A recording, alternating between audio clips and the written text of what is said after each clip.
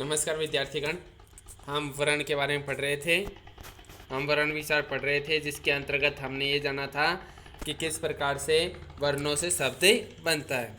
उसके बाद में हमने वर्ण की परिभाषा पढ़ी थी। इसके बाद में वर्णमाला की परिभाषा हमने पढ़ी थी, वर्णमाला किसे कहते हैं। उसके बाद में वर्णमाला के अंतर्गत हमने स्वर के बारे में पढ़ा था कि स्वर की संख्या वो ऐसे लेकर औ तक कितनी होती है, 11 होती है। उस अयोगवाह के बारे में हमने पढ़ा था। अंग और अ है, ये इन दोनों को अयोगवाह कहा जाता है। अंग के अंतर्गत इसको अनुस्वार नाम दिया जाता है और अ है को विसर्ग नाम दिया जाता है। इसके बाद में हमने स्पर्श व्यंजन के बारे में पढ़ा था कि स्पर्श व्यंजन की संख्या 25 होती है। कैसे लेकर के मैं तक स्पर्श व्यंजन होते हैं। इसके बाद में हमने अंतःस्थ व्यंजन के बारे में पढ़ा था कि अंतःस्थ व्यंजन की संख्या 4 होती है। यह लव होते हैं। उस व्यंजन की संख्या भी 4 होती है। ये श है होते हैं। संयुक्त व्यंजन है, इनकी संख्या भी 4 होती है। ये अक्षत्र ज्ञ और श्र होते हैं।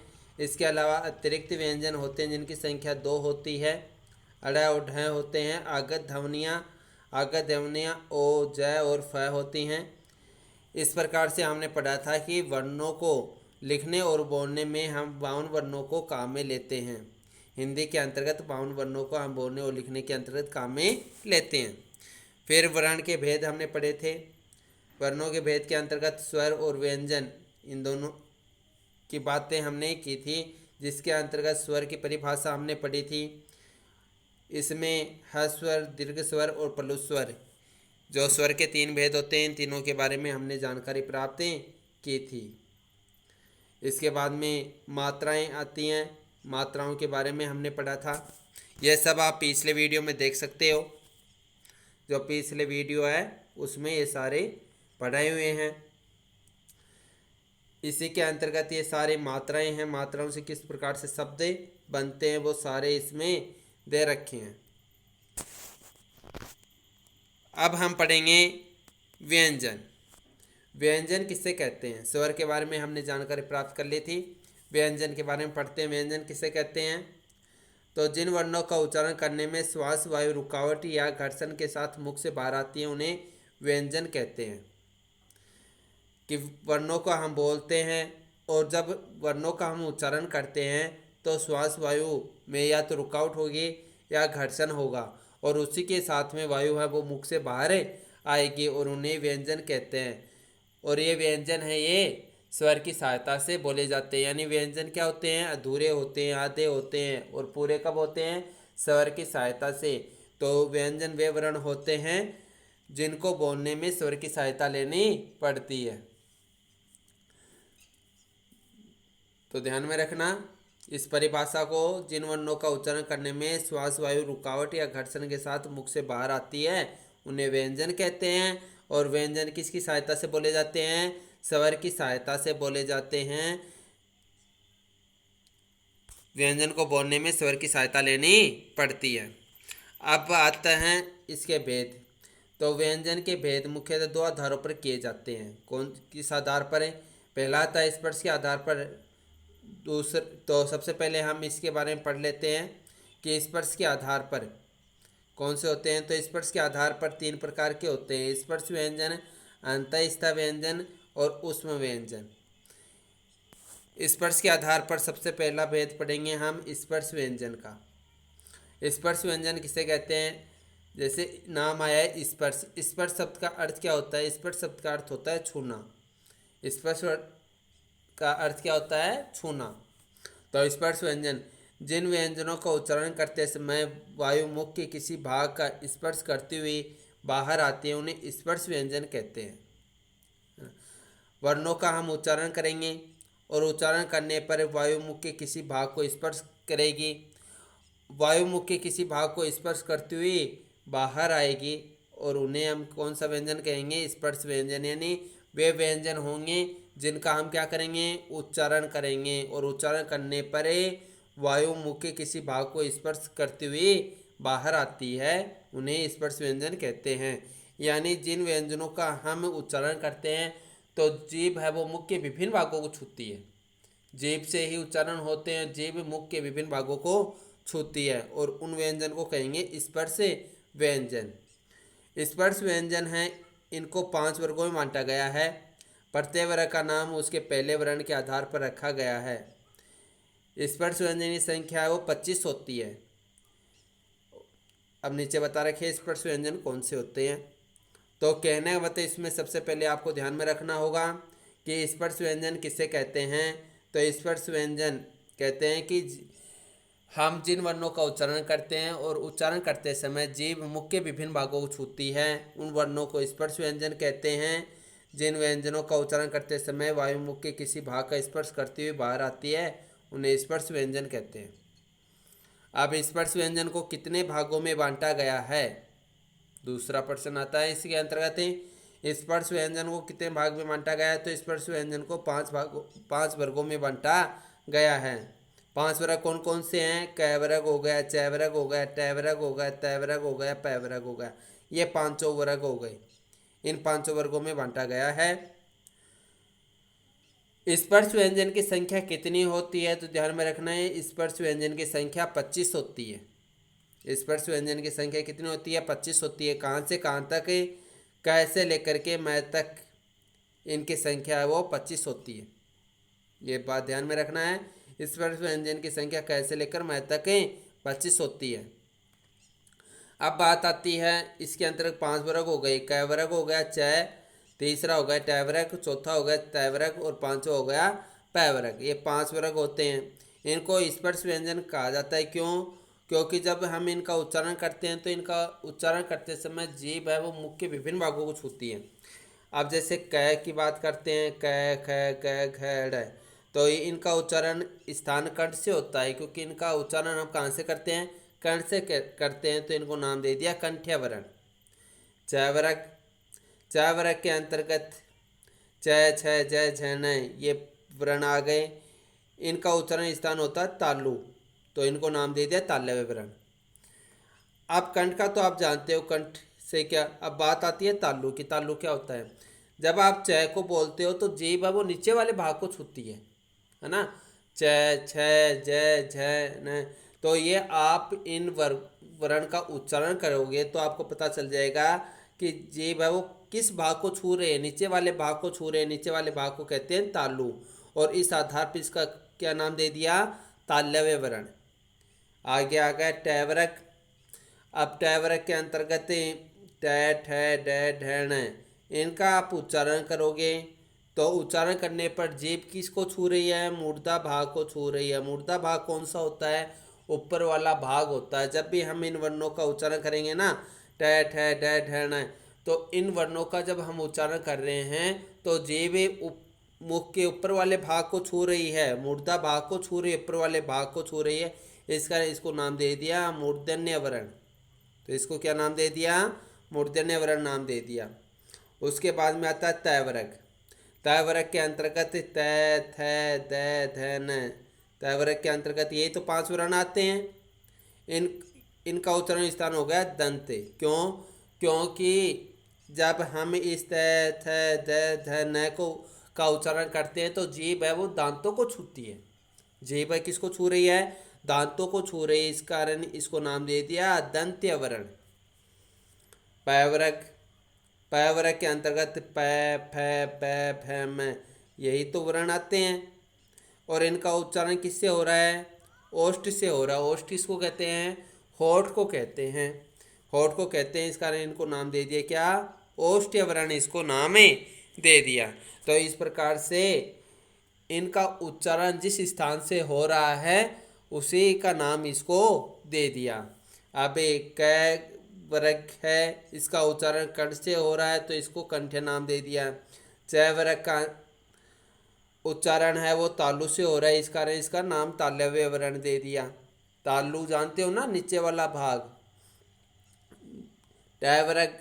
ट वर्ग का उच्चारण है वो मूर्धा से हो रहा है। मूर्धा यानी मुख के ऊपर वाला भाग, तो इसको नाम दे दिया मूर्धन्य वर्ण।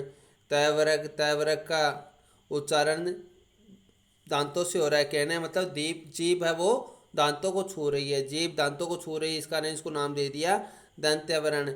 और प वर्ग है, इसका उच्चारण किससे हो रहा है? होठों के द्वारा हो रहा है। इसलिए इसको नाम दे दिया ओष्ठ्य वर्ण। ये समझ में आ गया।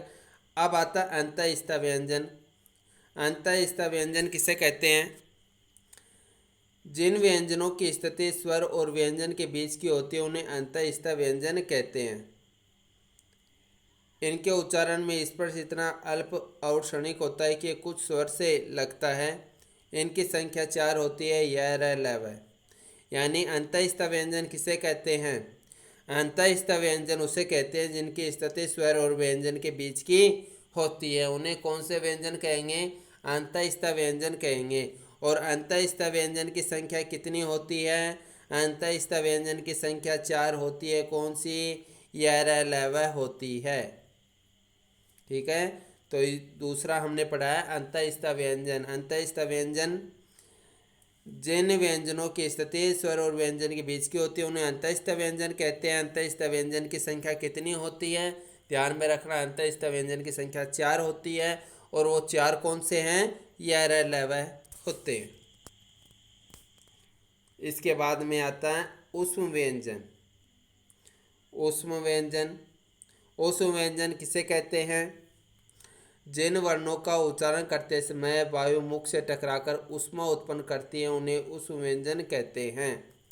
यहाँ वर्णों का उच्चारण करते हैं और वर्णों का उच्चारण करते हैं तो उस समय वायु मुख से टकराकर ऊष्मा पैदा करती है। यानी मुख से कैसी वायु निकलेगी? ऊष्म वायु निकलेगी। ऊष्म वायु मतलब गर्म हवा।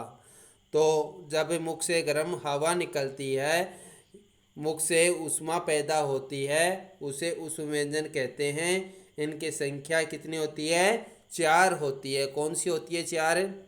श, श, स है। अब कई बच्चे स बोलते हैं, स में ये वाला स आता है ना। स में तो ये वाला स, इसको क्या बोलेंगे? श बोलेंगे। इसको श बोलते हैं और इसको स बोलते हैं। तीनों का उच्चारण अलग अलग होता है। श, श, स है।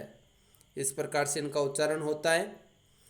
तो उस व्यंजन किसे कहते हैं? समझ में आया होगा आपको कि वर्ण तो हम बोलते हैं और उन वर्णों का हम क्या करते हैं? उच्चारण करते हैं। तो उस समय वायु मुख से टकराकर उसमें ऊष्मा होती है, ऊष्मा उत्पन्न होती है, तो उन्हें हम कौन से व्यंजन कहेंगे? उस व्यंजन। उस व्यंजन की संख्या कितनी होती है? 4 होती है। कौन कौन से होते हैं? श, श, स है। ये 4 व्यंजन होते हैं। ये तो व्यंजन हमने पढ़े हैं किस आधार पर है? स्पर्श के आधार पर। अब दूसरे व्यंजन होते हैं वो श्वास की मात्रा के आधार पर पढ़ते हैं। श्वास की मात्रा के आधार पर। अब श्वास की मात्रा के आधार पर व्यंजन कितने प्रकार के होते हैं? 2 प्रकार के होते हैं। श्वास वायु की मात्रा के आधार पर व्यंजन 2 प्रकार के होते हैं। इनके 2 भेद होते हैं। कौन से? अल्पप्राण व्यंजन और महाप्राण व्यंजन। अब अल्प यहाँ पर नाम दे रखा अल्प। अल्प का अर्थ होता है थोड़ा या कम। महा का अर्थ होता है बड़ा। अब देखो कैसे कि जिन व्यंजनों का उच्चारण करने में कम श्वास की आवश्यकता पड़ती है उन्हें अल्प प्राण व्यंजन कहते हैं। यानी व्यंजन का हम उच्चारण करेंगे तो उसमें कम श्वास की आवश्यकता होगी, और जिसमें कम श्वास की आवश्यकता होगी उसे हम कौन सा व्यंजन कहेंगे? अल्प प्राण व्यंजन कहेंगे। कौन से ऐसे वर्ण हैं जिसके अंतर्गत कम श्वास की आवश्यकता पड़ती है? तो वो होते हैं प्रत्येक वर्ग का पहला, तीसरा और पांचवा व्यंजन। यानी मैं यहाँ पर क वर्ग की बात करूँ तो क वर्ग के अंतर्गत पहला, तीसरा और पांचवा वर्ण कौन सा होगा? ध्यान में रखना, इस बात को ध्यान में रखना। अल्पप्राण व्यंजन तो किसे कहते हैं कि जिन व्यंजन का उच्चारण करने में कम श्वास की आवश्यकता पड़ती है। और कम श्वास की आवश्यकता कौन से में पड़ेगी? प्रत्येक वर्ग के पहले, तीसरे और पांचवें वर्ण के अंतर्गत पड़ेगी। अब पहला और तीसरा और पांचवें वर्ण की बात करते हैं कि कौन सा होता है, तो क वर्ग की बात करते हैं। तो क वर्ग के अंतर्गत पहला तो कौन सा होता है? क होता है। तीसरा ग होता है और पांचवा अड़ होता है। च वर्ग की बात करते हैं। च वर्ग में पहला वर्ण कौन सा होता है? च होता है। तीसरा कौन सा होता है? ज होता है। और पांचवा कौन सा होता है? अण होता है। ट वर्ग की बात करते हैं। ट वर्ग में पहला वर्ण कौन सा होता है? ट होता है। तीसरा कौन सा होता है? ड होता है। और पांचवा कौन सा होता है? अण होता है। तय वर्ग की बात करते हैं। तय वर्ग के अंतर्गत पहला वर्ण कौन सा होता है? तय होता है। तीसरा कौन सा होता है? दय होता है। और पांचवा कौन सा होता है? न होता है। और पय वर्ग की बात करते हैं। पय वर्ग में पहला वर्ण पय होता है, तीसरा कौन सा होता है? ब होता है। और पांचवा कौन सा होता है? मैं होता है। तो ये समझ में आ गए होंगे कि प्रत्यय वर्ग की बात हो रही है। यहाँ पर प्रत्यय वर्ग में जहाँ पर पहला, तीसरा और पांचवा व्यंजन आता है वो किस में आएगा? अल्प प्राण के अंतर्गत आएगा। क्यों आएगा? क्योंकि उनका उच्चारण करने में कम श्वास की आवश्यकता पड़ती है। इनके अतिरिक्त अंतःस्थ व्यंजन पे अल्प प्राण होते हैं। अंतःस्थ व्यंजन कौन से होते हैं? अभी पढ़ा था, यर लव अंतःस्थ व्यंजन होते हैं। तो अल्प प्राण समझ में आ गया होगा। अब देखो महाप्राण व्यंजन। महाप्राण व्यंजन किसे कहते हैं? जिन व्यंजनों का उच्चारण करने में अधिक श्वास की आवश्यकता पड़ती है उन्हें महाप्राण व्यंजन कहते हैं। अधिक श्वास की आवश्यकता पड़ेगी वो कौन से में? प्रत्यय वर्ग के दूसरे और चौथे व्यंजन में अधिक श्वास की आवश्यकता पड़ती है। और प्रत्यय वर्ग की बात करें तो प्रत्यय वर्ग के अंतर्गत जैसे अपन पहले बात करते हैं क वर्ग की। क वर्ग के अंतर्गत दूसरा और चौथा व्यंजन कौन से होंगे? क वर्ग के अंतर्गत दूसरा और चौथा व्यंजन कौन से होंगे? क, ख और घ, ये दो व्यंजन होंगे। च वर्ग की बात करते हैं। च वर्ग के अंतर्गत दूसरा और चौथा व्यंजन कौन से होते हैं? छ और झ होते हैं। इस ट वर्ग की बात करते हैं। ट वर्ग के अंतर्गत दूसरा और चौथा कौन से होते हैं? ठ और ड होते हैं। तो तय वर्ग की बात करते हैं। तय वर्ग के अंतर्गत दूसरा और चौथा कौन से होते हैं? थ और ध होते हैं। और पय वर्ग की बात करते हैं। पय वर्ग के अंतर्गत दूसरा और चौथा व्यंजन कौन से होते हैं? फ और ब होते हैं। इसके अतिरिक्त ड ढ है भी महाप्राण व्यंजन होते हैं। तो आप समझ गए होंगे अल्प प्राण व्यंजन और महाप्राण व्यंजन के बारे में। जिन व्यंजनों का उच्चारण करने में कम श्वास की आवश्यकता पड़ती है वो अल्प प्राण व्यंजन होते हैं। और जिन व्यंजनों का उच्चारण करने में अधिक श्वास की आवश्यकता पड़ती है उन्हें महाप्राण व्यंजन कहते हैं। अल्प प्राण व्यंजन के अंतर्गत कौन कौन से वर्ण आते हैं? अल्प प्राण व्यंजन के अंतर्गत प्रत्यय वर्ग के पहले, तीसरे और पांचवें वर्ण आते हैं। महाप्राण व्यंजन के अंतर्गत कौन से व्यंजन आते हैं?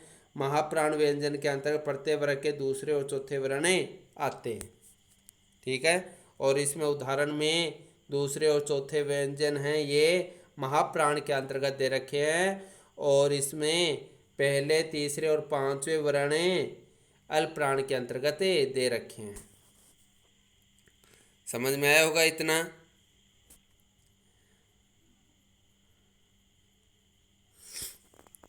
अब आता है अयोगवाह। अयोगवाह किसे कहते हैं इसके बारे में हमें अगले अध्याय में अध्ययन करेंगे। आज हम इतना ही पढ़ेंगे। धन्यवाद।